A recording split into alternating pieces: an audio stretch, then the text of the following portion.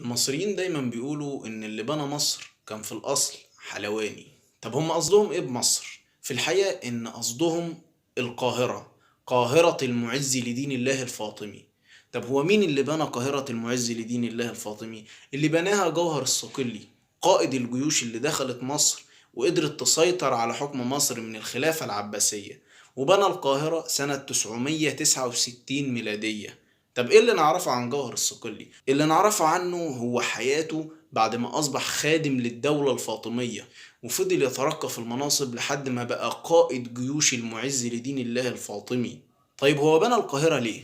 هو بناها عشان تبقى مركز لحكم الدولة الفاطمية، والمكان اللي هينشروا منه مبادئ الشيعة للشعب المصري كله. في الحقيقة ان معلوماتنا حوالين الجزء الاولاني او طفولة جوهر الصقلي بيشوبوا الكثير من الغموض، ده حتى سنة ميلاده ما نعرفهاش.